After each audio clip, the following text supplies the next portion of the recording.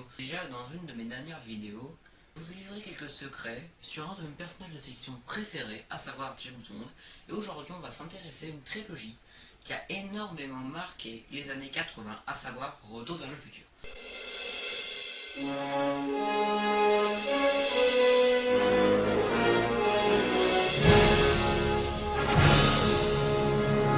Je ne vous en dis pas plus. Avant que la vidéo commence, je vous laisse lâcher le petit pouce bleu, à vous abonner et à activer la cloche de notification.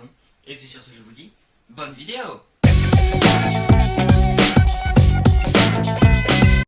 Ce film de science-fiction parle d'un des rêves les plus partagés depuis la nuit des temps, donc ça parle du voyage dans le temps. Les films ont été écrits par Robert Zemeckis, qui sera également le réalisateur, ainsi que le scénariste de Retour vers le futur, et coécrit avec Bob Gale. Le premier film sort en 1985, le second en 1989, le dernier en 1990.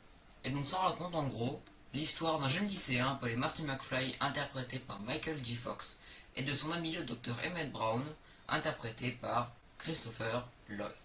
J'imagine que vous connaissez les grandes lignes du scénario de la saga, et donc moi je suis allé dénicher quelques trouvailles dans les coulisses et petites histoires de tournage, donc sans plus attendre, passons à la première anecdote. Donc je suppose que vous n'imaginez pas sans doute Retour vers le futur sans Michael J. Fox, n'est-ce pas? Eh bien c'est ce qui était prévu à la base. Dans Retour vers le futur 1, sorti en 1985, le rôle de Marty McFly devait à l'origine revenir à Eric Stoltz, qui était à l'époque un jeune acteur de 24 ans, qui connaîtra le succès avec des films comme La Mouche 2, sorti en 1989, ou encore Killing Zoe ou Pulp Fiction, sorti en 1994. Eric Stoltz a donc commencé à interpréter le rôle de Marty McFly et a tourné de nombreuses scènes sur plusieurs jours de tournage, mais Robert Zemeckis n'était pas convaincu du choix de Eric Stoltz pour interpréter son personnage principal. La production l'a remercié et l'a tout simplement viré du tournage car il ne faisait pas assez adolescent, car je vous le rappelle, Marty est censé avoir 17 ans et être au lycée. Et en plus, il n'était pas assez fun et rigolo. Alors, à dégager. Après ça, Michael J. Fox a été approché pour jouer le rôle de Marty, mais malheureusement il avait déjà signé un contrat pour jouer dans la série télévisée Sacrée Famille. Du coup, pas de soucis, le planning de Retour vers le futur a été entièrement aménagé pour lui permettre de respecter ses précédents engagements, ce qui lui a permis de devenir une immense star grâce au succès mondial de la saga. Un petit clin d'œil à Steven Spielberg, le célèbre producteur de la trilogie de Retour vers le futur, parce que dans une des scènes, en 1955, un plan montre des films à l'affiche proposés par un cinéma. Et certains des films ont été produits ou réalisés par Steven Spielberg, tels que Rencontre du troisième type, sorti en 1977, encore E.T. qui est sorti en 1982. Comme Marty McFly est recueilli par la famille de Lorraine Benz, qui est interprétée par Lea Thompson, après avoir été renversé par la voiture du père de famille, il est emmené dans la chambre de Lorraine. Il s'appelle Pierre Cardin, en référence à la marque de son sous-vêtement. Ce nom est employé que dans la version française, car dans la version originale, il se fait appeler Calvin Klein. Donc il ne sera pas utilisé en France, car la marque n'est pas encore assez célèbre à l'époque. Vous croyez ça? Dans les premiers scripts de Retour vers le futur, la machine à voyager dans le temps n'était pas une DeLorean. Et ben oui, à la base, c'était un frigo nucléaire.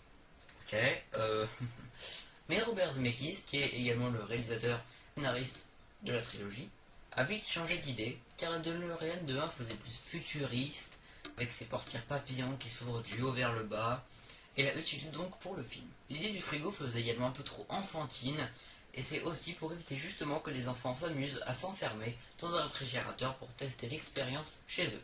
La mythique DeLorean a été adjugée aux enchères en 2011 pour la modique somme de 541 200 $. Un prix assez énorme quand même.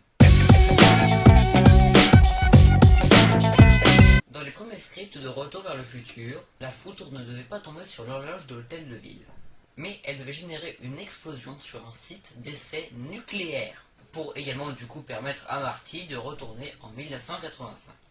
La solution de l'hôtel de ville a permis cette scène géniale, qui est celle du branchement du câble qui fait par Doc en pleine tempête de vent. Je pense que vous n'imaginez pas Retour vers le futur sans Christopher Lloyd? Eh bien ça a failli l'être. Déjà Christopher Lloyd est né le 22 octobre 1938. Son détail a son importance, vous allez voir. Tout ça pour dire que Christopher Lloyd a refusé l'offre du producteur de Retour vers le futur.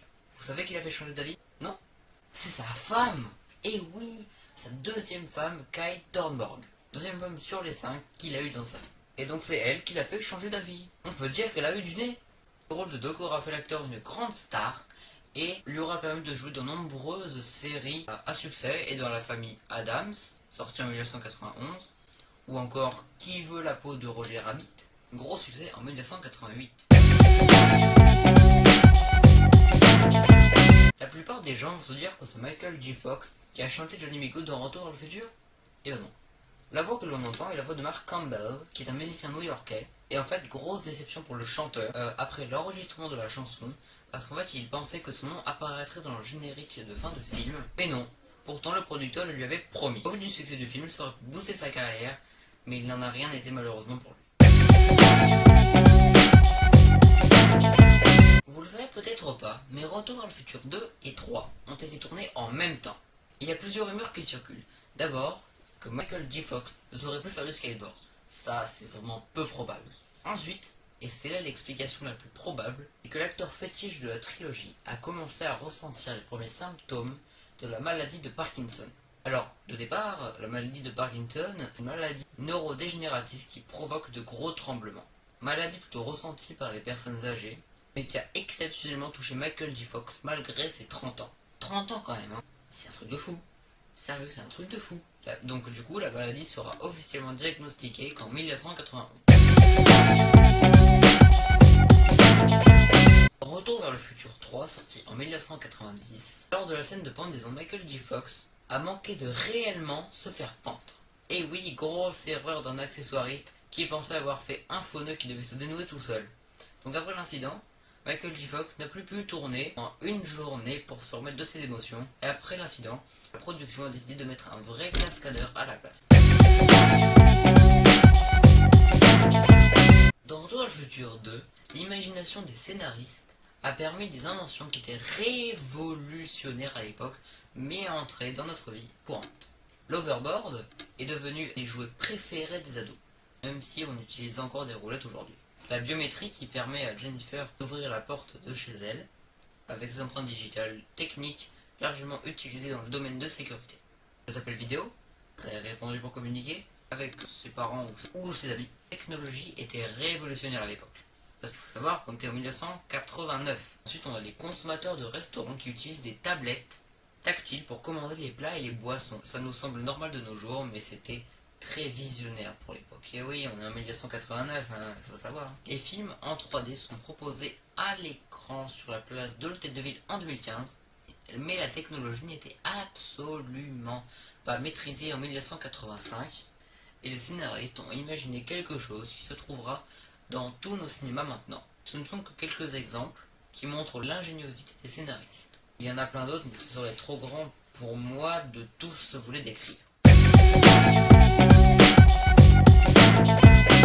Une grande et malheureuse nouvelle pour les grands fans de Retour vers le futur, dont évidemment, si j'en parle, c'est que j'en fais partie, il n'y aura pas de 4ème Retour vers le futur. Malheureusement, j'ignore la raison, mais ce que je sais, c'est que c'est Steven Spielberg qui est le producteur du film, et Bob Gale qui est le co-scénariste, qui ont mis fin mais vraiment à ce débat, mais il était interminable. On en a espéré longtemps, mais on devra toujours se contenter de la trilogie. Et enfin, et oui malheureusement c'est la dernière anecdote, que la saga de Retour vers le futur est présente dans le parc d'attractions des studios Universal à Los Angeles. L'attraction a été ouverte le 2 mai 1991 et elle a pour but d'emmener les visiteurs pour faire un voyage temporel et de vivre une expérience inoubliable. Et aussi de permettre que chacun puisse imaginer une mini-suite du 3ème volet de Retour vers le futur. Bon bah voilà les amis, c'est déjà la fin malheureusement de cette vidéo. Donc j'espère qu'elle vous a plu. Si c'est le cas, comme je vous l'ai dit au début, lâchez le petit pouce bleu, à vous abonner et la cloche de notification.